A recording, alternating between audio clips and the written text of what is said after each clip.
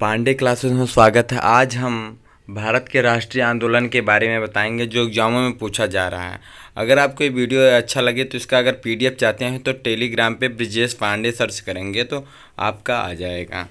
ब्रिजेश पांडे जब सर्च करेंगे तो उसमें एक लाल किला बनेगा, उसी में आएगा। अगर आपको ये वीडियो अच्छा लगे तो लाइक एंड सब्सक्राइब करिएगा और मित्रों को शेयर करिएगा।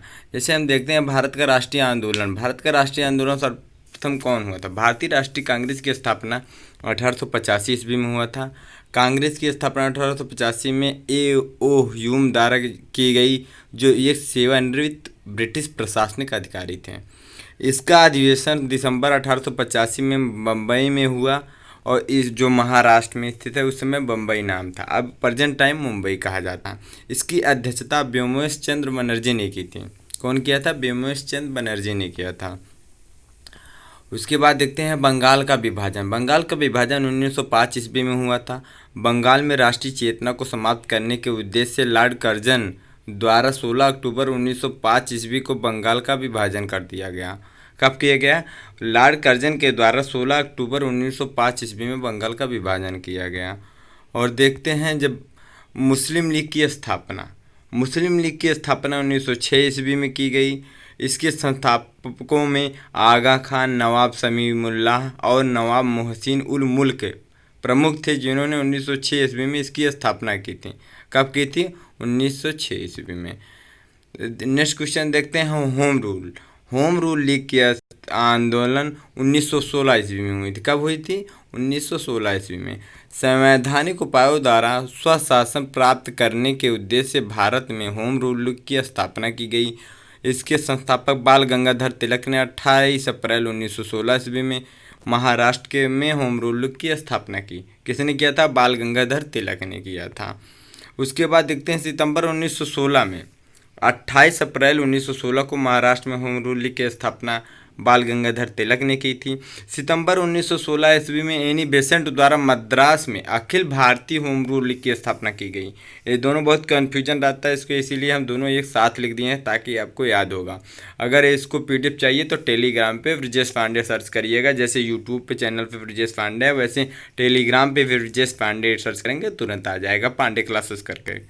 और नेक्स्ट क्वेश्चन हम देखते हैं जलियांवाला बाग हत्याकांड। जलियांवाला बाग हत्याकांड 1919 ईस्वी में हुआ था। रोलेक्ट एक्ट के विरोध में जगह जगह जनसभाएं आयोजित की जा रही थी।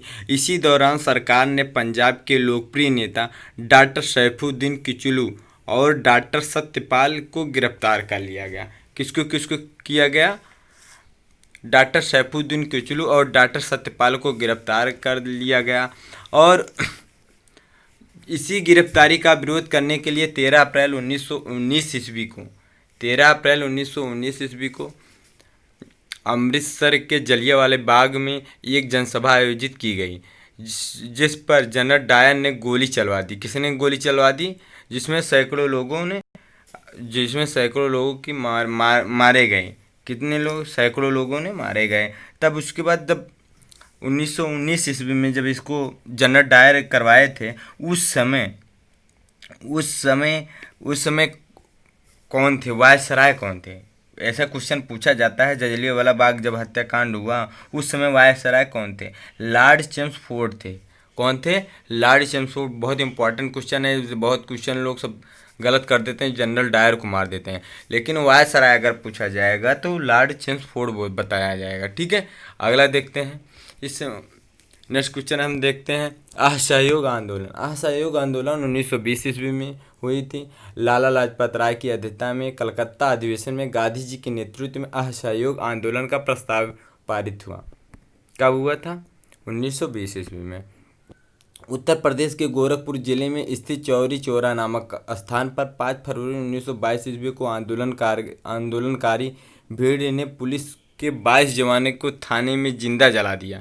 कहाँ? गोरखपुर, उत्तर प्रदेश के गोरखपुर जिले में 5 फरवरी 1922 ईस्वी को। इसी घटना से गांधी जी अत्यंत आहत हो गए। जो ये घटना गोरखपुर में हुई चौरी चौरा वाला, इसी घटना से आहत होकर उन्होंने 12 फरवरी 1922 ईस्वी को असहयोग आंदोलन को वापस ले लिया। असहयोग आंदोलन 1920 ईस्वी में प्रारंभ किए और 1922 ईस्वी में असहयोग आंदोलन वापस कर लिए। नेक्स्ट क्वेश्चन हम देखते हैं, कांग्रेस का लाहौर अधिवेशन। कांग्रेस का लाहौर अधिवेशन 1929 ईस्वी में हुआ था। 1929 ईस्वी के लाहौर अधिवेशन की अध्यक्षता पंडित जवाहरलाल नेहरू ने की, जिसमें पूर्ण स्वराज को अंतिम लक्ष्य माना गया। किसको माना गया? पूर्ण स्वराज को अंतिम लक्ष्य माना गया। देखते हैं दांडी यात्रा। दांडी यात्रा 1930 ईस्वी में को हुई थी। इसमें गांधी जी ने अपने 78 अनुयायियों के साथ गांधी जी ने साबरमती आश्रम से 12 मार्च 1930 ईस्वी को दांडी के लिए यात्रा आरंभ की और 24 दिन की लंबी यात्रा के पश्चात 6 अप्रैल 1930 ईस्वी को दांडी में पहुंचकर गांधी जी ने सांकेतिक रूप से नमक कानून तोड़ा और सबने अवज्ञा आंदोलन प्रारंभ किया। 1930 ईस्वी को सबने अवज्ञा आंदोलन प्रारंभ किया गया और असहयोग आंदोलन 1920 ईस्वी को प्रारंभ किया गया और वापस लिया गया 1922 ईस्वी में, और सबने अवज्ञा आंदोलन 1930 ईस्वी को प्रारंभ किया गया। इसे नमक सत्याग्रह के रूप में भी जाना जाता है। दांडी यात्रा को नमक सत्याग्रह के रूप में भी जाना जाता है। भारत छोड़ो आंदोलन। भारत छोड़ो आंदोलन 1942 ईस्वी को हुआ था। कांग्रेस ने बम्बई अधिवेशन में 8 अगस्त 1942 ईस्वी को भारत छोड़ो प्रस्ताव पारित किया गया। 8 अगस्त 1942 ईस्वी को कांग्रेस ने भारत छोड़ो प्रस्ताव पारित किया गया। गांधी जी ने लोगों को करो या मरो का नारा दिया। गांधी जी ने क्या नारा दिया? करो या मरो का नारा दिया।